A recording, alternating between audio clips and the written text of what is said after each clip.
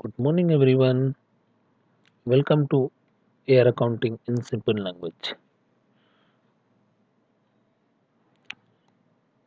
Today we are learning depreciation.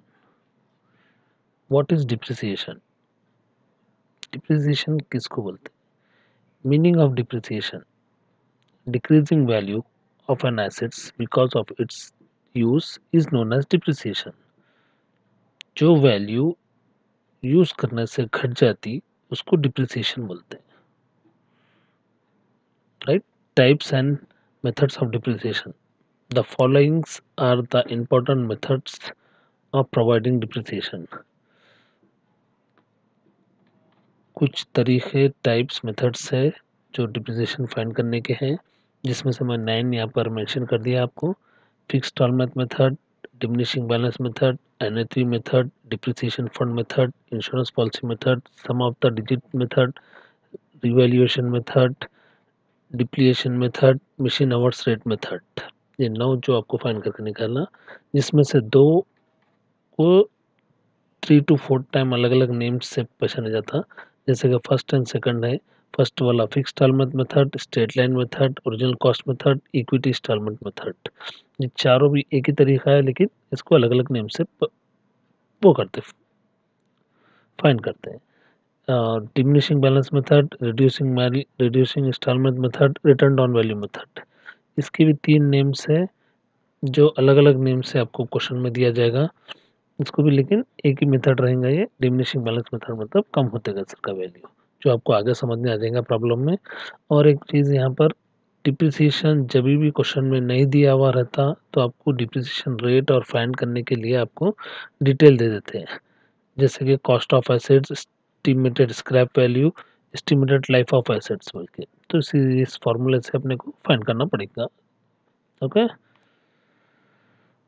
Right. Come to back format. Machinery account जो depreciation find कर रहे हैं आप, उसका मिशनरी रहा चाहे एसेट्स कोई दूसरा रहा, तो उसको अपन फाइंड करने का तरीका फॉर्मेट है. जैसे कि डेट पर्टिकुलर अमाउंट.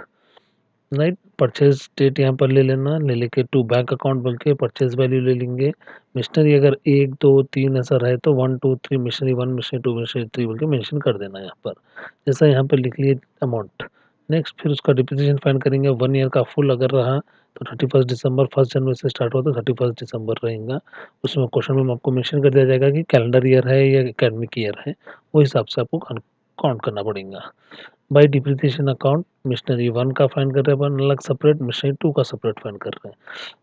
राइट. हो गया अपने को. फिर उसके बाद में यहाँ पर टोटल कर देंगे दोनों का अमाउंट टोटल करके यहाँ पे मेंशन कर देंगे. टोटल यहाँ पर भी सेम रहेगा. जो भी डिफरेंस रहेगा मिशनरी 1 वैल्यू से मिशनरी डिप्रिसिएशन माइनस करना.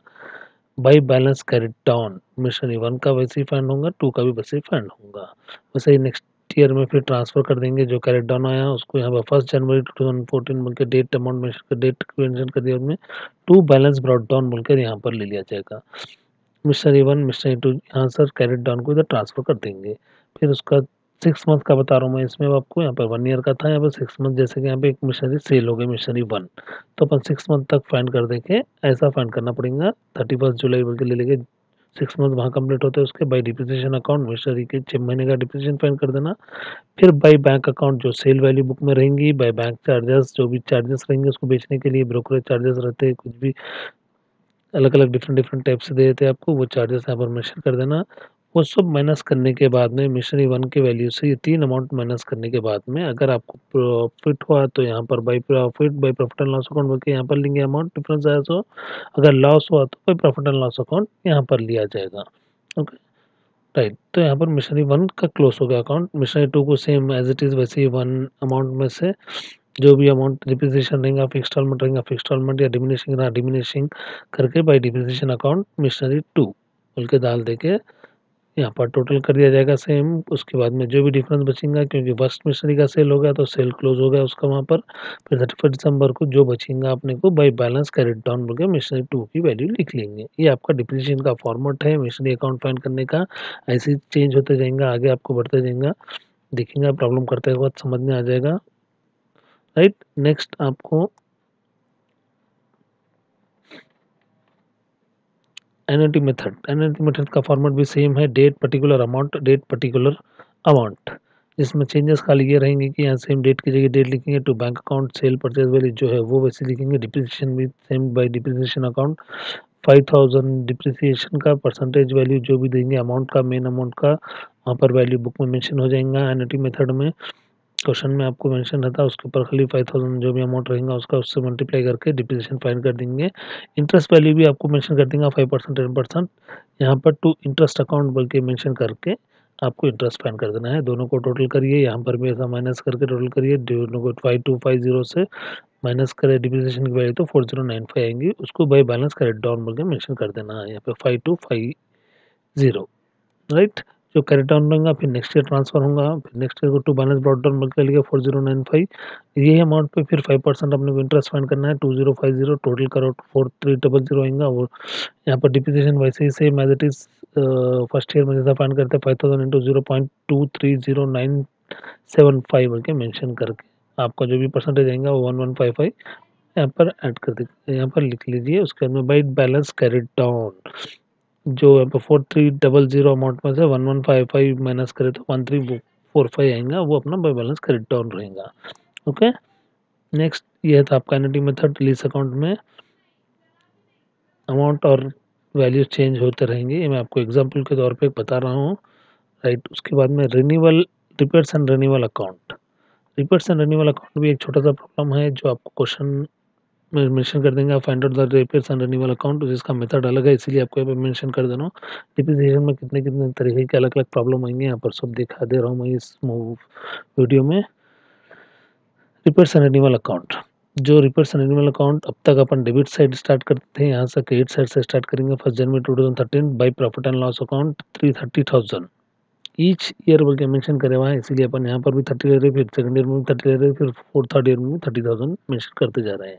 ओके, 30,000 यहाँ पर मेंशन करने के बाद में उसके बाद यहाँ पर 31 दिसंबर को क्लोज करना है। To repairs account 3000, 30,000 minus 3000 difference अपना 27,000 to balance carried down, right. First year complete हो गया, जो 27,000 बचा उसको फिर नेक्स्ट ईयर में क्रेडिट साइड में 1 जनवरी बोल के मेंशन कर देके बाई बैलेंस के ब्रॉट डाउन 27,000, फिर by profit and loss account each year में था उसमें, इसलिए 30,000 है। अगर वहाँ पे डिफरेंट ईयर की वैल्यू दिया तो यहाँ पे अमाउंट चेंज होता रहता था, यहाँ पर चेंज नहीं हुआ इसलिए 30,000 ले लिया अपन। टोटल करेंगे 57,000, वो 57,000 में से रिपेयर्स अपना खर्च एक्सपेंसेस हुआ 8,000 का। रिपेयर्स से एक्सपेंस होने के बाद में बचे हुआ वैल्यू अपने है टू बैलेंस कैरेट डाउन 49,000, दोनों को ऐड करो तो 57,000 इक्वल हो गया। फिर नेक्स्ट ईयर फिर ट्रांसफर करेंगे अपन 49,000, फिर same by balance brought down profit and loss account 30,000 79,000 हो गया। ओके, 79,000 में से फिर अपन रिपेयर्स एंड रिन्यूअल पे एक्सपेंसेस करें 11,000, जिसमें से बैलेंस ब्रॉट डाउन बचा 79,000 माइनस 11,000 68,000। ओके, टोटल करें 79,000, जो 68,000 बचे हुआ है उसको यहाँ पर अपन फिर से नेक्स्ट ईयर में ब्रॉट डाउन करके क्लोज कर दिया जाएगा। ओके, ये था renewal repairs and renewal account. Next आपको और एक चीज़ इसमें बात होगा, आपको कॉस्ट प्राइस फाइंड करना रहता है, जो 3 इयर्स के बाद में अपने को या 4 इयर्स के बाद में वैल्यू जो भी बची हुई रहेंगी तो एक्चुअल वैल्यू क्या थी, उसकी कॉस्ट वैल्यू क्या थी जो स्टार्टिंग में लिए इस टाइम पे। तो finding the cost price of asset, जिसका फॉर्मूला है amount into rate divided by 100 minus rate, right. अपने को कुछ नहीं करना है, खाली यहाँ पर ले लेके फर्स्ट जनवरी जो रेट मेंशन करे वो मेंशन पे वैल्यू ऑफ एसेट जो प्रेजेंट वैल्यू है अब इसकी 72,900। ओके, इसी अमाउंट को लेकर अपन नेक्स्ट 1 ईयर का बैक जाएंगे 31 दिसंबर 10 को जाकर अपन यहाँ पर लिखेंगे ऐड डिप्रिसिएशन, जो रेट वैल्यू है अपने डिप्रिसिएशन का रेट कितना था, अमाउंट 72,900 था, रेट है अपना 10%, तो अपना रेट माइनस 10% है, तो अपने को रेट माइनस 10% बोले तो रेट अपना 72,900 इंटू 10% डिवाइडेड बाई जो रेट है 10% अपना, उसमें से 100 में से माइनस रेट कर देंगे तो 90 आ जाएगा। तो अपनी वैल्यू 72,900 इंटू 10 डिवाइडेड बाई 90 करे तो 8,100 आएगी। 8,100 प्लस 70,900 दोनों को ऐड करो, 81,000 थी वैल्यू जब वो टाइम पर 1 ईयर बैक। फिर उसके बाद नेक्स्ट ईयर में आएंगे, फिर से सेम नेक्स्ट ईयर का 1 ईयर बैक का डेट डालेंगे, 31 दिसंबर 2009 एड डिप्रिसिएशन 81,000 जो यहाँ पर फाइंड करे थे वो 81,000 यहाँ पर लेंगे, इंटू 10 डिवाइडेड बाई 90 करेंगे, जिसकी वैल्यू होगी 9,000। 9,000 प्लस 81,000 90,000 हो गया है। 2 ईयर्स बैक उसकी 90,000 वैल्यू थी। फिर नेक्स्ट ईयर अभी 3 ईयर करना है बल्कि अपने को एट डिप्रिसिएशन 90,000 जो यहाँ पर फाइंड करे थे 90,000 इंटू 10 डिवाइडेड बाई 90, उसकी वैल्यू आएंगी 10,000। 90,000 plus 10,000 1 lakh. Actual value asset की 3 ईयर्स बैक 1 लाख रुपीस थी। Cost price of asset 3 years back ये था। ओके, इसी तरीके से आपको जितने ईयर बोले उतने ईयर का फाइंड करना पड़ेगा। ये आपको इस डिप्रिसिएशन में से कुछ इंपॉर्टेंट पॉइंट्स एंड मेथड्स और फॉर्मेट्स आपको बता दिया गया है। यहाँ पर आपको ऑलरेडी मेंशन कर दिया है जिसमें से 9 पॉइंट थे बल्कि। Okay, depreciation. अगर आपको वीडियो अच्छा दिखा तो कमेंट करिए, देखिए। वीडियो क्लोज करने से पहले लाइक करिए, शेयर करिए, कमेंट करिए एंड सब्सक्राइब करिए। Thank you.